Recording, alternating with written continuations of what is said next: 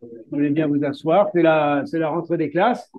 Aujourd'hui, on reprend nos séances par une superbe séance de communication libre, comme c'est la tradition, je crois, monsieur le secrétaire général. Et comme à l'habitude, eh bien, on va vous donner quelques nouvelles de notre compagnie qui est active. Et une des nouvelles les plus importantes, eh bien, Hubert va vous l'annoncer. Oui, alors nous voulions vous présenter Anna Guillemin. Anna Guillemin, qui est notre nouvelle assistante, qui remplace Fatia, qui a passé 10 ans à l'académie et qui a démissionné de ses fonctions au mois d'avril-mai.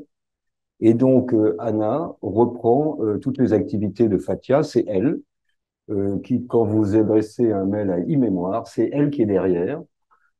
Et je voulais la féliciter devant vous parce qu'elle est arrivée depuis 3 mois.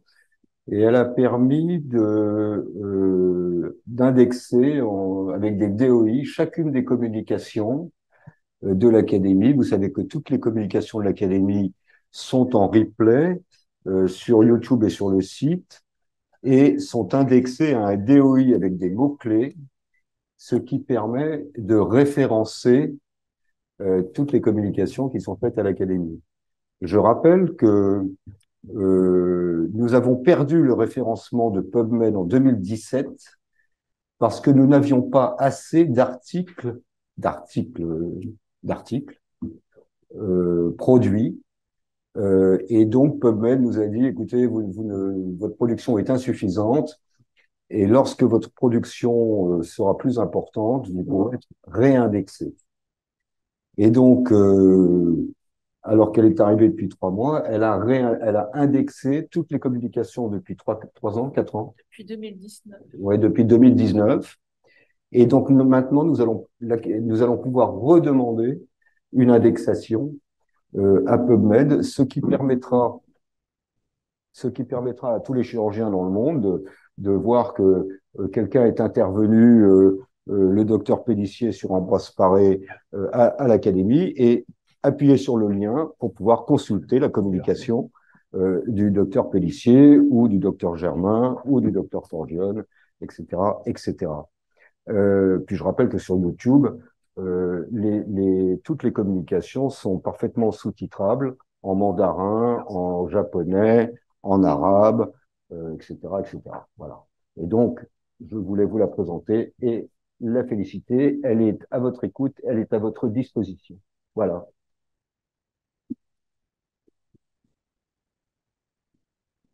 Alors, nous avons un certain nombre d'événements.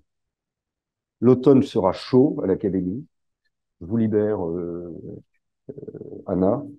Euh, qu'on va un peu vous expliquer parce il y a beaucoup d'événements qui vont se succéder. Vous allez recevoir beaucoup d'annonces, ce qui vous permettra, vous, de vous repérer. Et le premier événement, j'ai oublié de le signaler, c'est la nouvelle installation que vous découvrez. Alors, on la doit historiquement à Henri Bismuth, qui avait fait sa séance sur une estrade, qu'on a un peu modifiée parce que ça posait des problèmes pour les premiers rangs. Et donc, voilà, la nouvelle. Alors, notre salle est un peu transformée en studio de télévision avec différentes caméras. Je rappelle que les séances sont reproduites en direct sur YouTube et accessibles en replay. Je pense que c'est adapté à une communication actuelle, moderne, on va dire. Et c'est très confortable de s'exprimer comme ça. Les orateurs viennent s'asseoir et discuter avec vous de leur présentation. Il faut dire aussi que l'impact des séances de l'Académie est 10 fois supérieur en distanciel et en replay qu'en présentiel. En d'autres termes, nous avons une audience de 45 à 50 personnes en présentiel et nous avons en moyenne par séance 500 vues sur YouTube. On a fait une journée sur le pancréas, on est à 1500 vues, enfin, etc. Ouais. Alors, il y a beaucoup d'événements, Monsieur le Alors, Président. oui, c'est affiché. On va se relayer. Allez, le 16 septembre, donc la journée du patrimoine, je te laisse la parole parce que tu seras présent avec Philippe Marc pour présenter nos locaux. Voilà, c'est-à-dire que cette journée, nous avons décidé de participer aux Journées européennes du patrimoine dans l'esprit de Saint-Côme. Vous savez que l'Académie est très engagée auprès de la mairie de Paris pour réintégrer l'amphithéâtre Saint-Côme que les chirurgiens ont construit en 1694. Et politiquement, c'était assez important de montrer à la mairie de Paris que nous étions très investis dans le patrimoine. Et donc, nous recevrons le public pour 3 visites guidées à 10h, 14h et 16h le samedi 16 septembre pour la visite de Saint-Côme, mais aussi la présentation de l'Académie, la présentation de la chirurgie en 2023. Et dans la soirée, nous accueillerons 5 chirurgiens chinois. Alors là, c'est autre chose, puisque nous avons un partenariat avec l'hôpital Ruijin. L'Académie a un partenariat avec l'hôpital Ruijin de Shanghai en matière de chirurgie du sein. Mardi 26. 26 septembre, dîner de l'Académie, dîner du président, je crois qu'on l'appelle aussi. Voilà. Donc, vous êtes tous les bienvenus. Les inscriptions sont ouvertes. Les retardataires, comme le Saunois, auront toujours tort. Donc, les places sont limitées. Donc, on sera très heureux, évidemment, de dîner tous ensemble ce soir-là. C'est le mardi 26 septembre. Le mercredi 27, Assemblée générale élective. Voilà, une Assemblée générale élective qui habituellement se tient en avril pour élire les nouveaux candidats à l'Académie, mais compte tenu de la défection de Fatia et du changement de secrétaire, cette Assemblée a été repoussée au 27 septembre pour que les élections puissent se tenir dans une bonne règle. Il y a environ une quarantaine de nouveaux membres qui candidatent et qui s'annoncent, ce qui est une bonne nouvelle. Le 10 octobre, l'Académie voyage à Strasbourg, en parallèle de la session du Parlement européen, pour Octobre Rose. Vous savez, ce sont des journées qui sont consacrées au cancer du sein. Et bien naturellement, c'est Carole Matelin qui préside notre commission féminisation de la chirurgie, qui est spécialiste de scénologie et d'oncologie scénologique, qui nous accueille avec un magnifique programme qu'elle a détaillé ce matin lors de la réunion du bureau. Je ne vais pas détailler, c'est un programme extrêmement complet qui s'étale donc sur 2 jours. Une première journée véritablement scientifique, donc le lundi 9 octobre, qui n'est pas marqué là. Et l'Académie sera officiellement présente donc le mardi 10 octobre au Parlement européen pour une séance qui concernera également le cancer du sein, sur une vision peut-être un petit peu plus politique. Une autre séance est prévue l'après-midi à l'hôtel de ville, puis à l'hôtel de région. Donc une journée très officielle pour l'Académie. Les gueules cassées. Oui, vendredi 13 et samedi 14 octobre, la Fondation des Gueules Cassées fait un colloque dans laquelle l'Académie est partie prenante dans la mesure où elle chapeaute ça par les académies de santé. Nous avons fourni plusieurs orateurs à leur demande. Les Gueules Cassées, c'est en fait la Française des Jeux, un partenaire important. Et c'est un partenaire aussi important parce que ça concerne finalement de nombreuses spécialités chirurgicales, la maxillofaciale dont on parlera aujourd'hui, mais la chirurgie ophtalmo, la neurochirurgie, la chirurgie plastique, beaucoup de spécialités chirurgicales, et c'est naturel que l'Académie soit partenaire de cette fondation. Le 19 octobre, nous irons à Rennes. C'est la 2e séance délocalisée de l'Académie cette année. À Rennes, où se déroule un congrès de chirurgie digestive ou viscérale célioscopique. Et en parallèle, donc le 19 octobre, le congrès de chirurgie digestive est plutôt le 20 octobre, 20 et 21 octobre, mais le 19 octobre, l'Académie livrera sa séance hebdomadaire à Rennes sur des sujets de célioscopie, mais multidisciplinaires. Donc pas que de célioscopie d'ailleurs. Oui. Ils ont choisi, donc c'est Karim Boudjema qui est membre de l'Académie, bien évidemment, et qui est l'organisateur local qui nous reçoit et qui a concocté avec ses collègues rennais un programme chirurgical multidisciplinaire qui est particulièrement intéressant. Et le vendredi, donc pour ceux qui viendront à Rennes assister à la séance de l'Académie, peuvent également assister à la séance du congrès de chirurgie célioscopique viscérale. C'est ça, du club Célio, et l'Académie paiera le droit d'entrée à ce congrès. Cette journée est consacrée à la robotique. Et ça s'inscrit dans le cadre d'un partenariat que l'Académie a avec la société Cambridge Medical Robotics, qui a introduit un 2e robot en France après Intuitive. 8 novembre, Assemblée générale élective.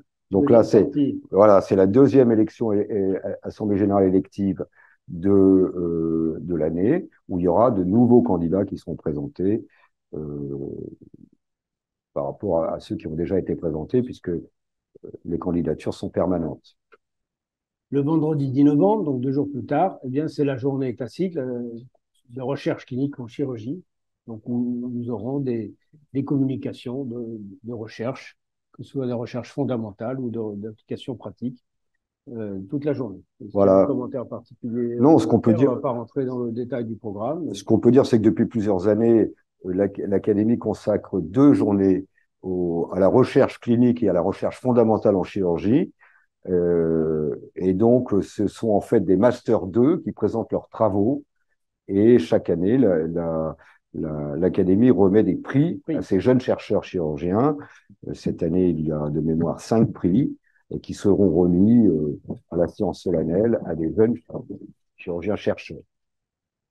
Au mois de novembre, l'Académie nationale de chirurgie est invitée d'honneur du congrès argentin de chirurgie. Alors, c'est un très grand congrès qui est en fait un congrès d'Amérique du Sud. Il y a, je crois, 5000 chirurgiens qui sont attendus.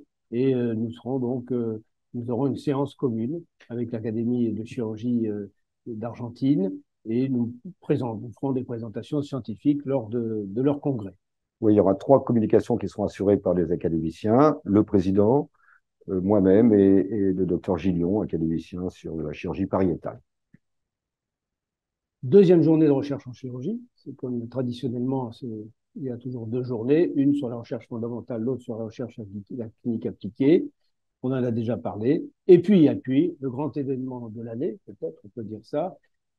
Alors, vous avez tous entendu parler des RICF, des réunions internationales de la chirurgie francophone, créées par l'Académie sous l'égide de Albert-Claude Benamou, et à l'époque, Philippe Marc était président, qui se sont répétées donc l'année dernière avec un grand succès, à la fois d'audience, mais aussi dans la qualité, l'intensité des présentations, avec des sujets très forts, en particulier l'an dernier, la chirurgie de guerre, dans des chirurgies dans des conditions difficiles, et les urgences, qui ont donc attiré beaucoup d'orateurs et beaucoup d'intérêt dans l'auditoire. Cette année, nous avons voulu changer de thématique et nous avons appelé ce congrès Chirurgie 4.0. Alors nous avons laissé tomber RICF, l'appellation RICF, parce que cette année, nous sommes en partenariat, c'est un événement important, avec le pôle santé compétitivité d'Île-de-France, qui s'appelle Médicène et qui lui-même fait venir les autres pôles santé compétitivité des régions. Donc on sera vraiment avec une très large audience et nous avons ciblé la chirurgie 4.0 en utilisant ce 4.0 qui est habituellement appliqué à l'industrie. Mais alors la chirurgie est tout sauf une industrie, ça reste un art, mais comme vous le savez, cet art nécessite l'utilisation d'outils. Et ces outils sont de plus en plus sophistiqués et de plus en plus digitalisés, produits par l'industrie. Donc c'est un congrès qui sera donc en partenariat entre les chirurgiens qui, d'une certaine façon, je dirais, mènent la danse, parce que ce sont eux qui, au final, utilisent ces techniques, mais également tous les industriels qui mettent à notre disposition des outils les plus extraordinaires, vous le savez, et on a besoin régulièrement de faire le point sur l'utilisation de ces produits, sur l'enseignement également, qui permet d'utiliser dans de meilleures conditions possibles ces outils, et sur les datas. Les datas qui, vous le savez, prennent une importance énorme dans l'appréciation, dans la préparation de l'évolution. Je n'ai pas le temps de développer, mais vous imaginez tout le sujet que l'on peut développer sur 2 journées entières. Nous sommes également en association avec le Collège des jeunes chirurgiens, le CLJC, de Gabriel Sadoun, avec lequel on a prévu le jeudi soir, donc la soirée du congrès, où nous recevrons des startups industriels qui s'intéressent très spécifiquement au sujet de la chirurgie, qui viendront pitcher, comme on dit, alors il y a beaucoup d'anglicisme, et qui viendront pitcher, c'est-à-dire faire une présentation très brève de leur projet. Et comme ça se fait maintenant dans les grands congrès de technologie sous les auspices de Las Vegas. Alors, ce sera un mini Las Vegas uniquement consacré à l'industrie chirurgicale. Donc, 2 jours de congrès absolument essentiels. Je pense que vous serez tous là. Le 13 décembre, la séance solennelle. Bon, je ne la décris pas.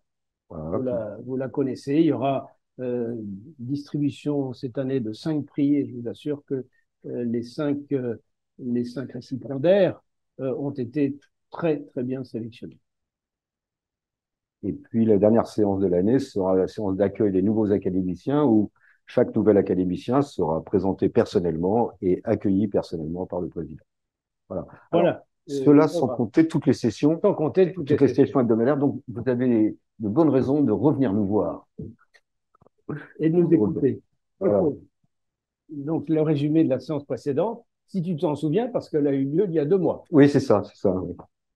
Alors, traditionnellement, la dernière séance du mois de juin est organisée avec les chirurgiens du service de santé des armées. Donc, nous sommes allés au Val-de-Grâce et il y a eu, comme c'est l'habitude, 5 communications. Cette session était organisée et modérée par Paul Balandreau. La première communication de Amar Gabi de Marseille était consacrée à l'activité d'une antenne chirurgicale embarquée sur un porte-hélicoptère de la Marine nationale. De 2011 à 2022, 54 patients ont été opérés, d'âge moyen 24 ans. Cette activité de rôle 2 a permis de diminuer les recours au rôle 3. Seules 2 évacuations ont été nécessaires. Le principe, c'est qu'en mer, il faut pouvoir traiter au sein de l'escadre et être autonome au sein de l'escadre. Bruno de la Villéon de Marseille, apprentissage par jeu de rôle de la prise en charge chirurgicale des traumatisés sévères. Triage, première étape de simulation, point d'interrogation. L'association des contraintes militaires du contexte opérationnel et des contraintes médicales impose le tri en cas d'afflux. Le jeu de rôle permet d'exposer les participants à des situations variées et d'anticiper les meilleures solutions. La simulation permet de multiplier les situations. Tout l'intérêt de se préparer à une situation de crise. Anne-Cécile Ezano, Saint-Mandé, prise en charge au bloc opératoire d'un patient traumatisé contaminé par un agent chimique agressif. L'exemple de l'hypérite montre que la décontamination chimique prime sur la chirurgie en préopératoire. Au bloc, le port de protection adapté, la gestion de la salle d'opération, la décontamination résiduelle de la plaie et de la salle sont impératifs. Une gestion pré- et péropératoire très spécifique. Christophe Tressalé de Bobigny, préparation des équipes chirurgicales des hôpitaux de proximité aux Jeux Olympiques de Paris. Devons-nous nous inspirer des modèles militaires? La tenue des Jeux Olympiques à Paris va conduire à l'afflux de 15 millions de personnes, dont le rassemblement de 600 000 lors de la cérémonie d'ouverture. Les hôpitaux de la PHP, en particulier au centre et dans le nord-est de Paris, et les hôpitaux militaires seront en première ligne. Les plans blancs et les dispositifs organisationnels doivent être anticipés, en particulier dans les hôpitaux de proximité. Gérer l'afflux lié à l'événement et l'éventualité d'une crise. Brice Malgras Saint-Mandé, soutien chirurgical d'une opération d'évacuation de ressortissants en zone d'élongation. L'évacuation des ressortissants français lors de la guerre civile à Khartoum a nécessité de construire une collaboration avec les forces spéciales et les forces aériennes engagées. Imposer le besoin médico-chirurgical éventuel lors d'une opération particulièrement instable. Je vous remercie. Merci beaucoup. Est-ce qu'il y a un commentaire, une question? Bien, ce compte rendu de la séance précédente est validé.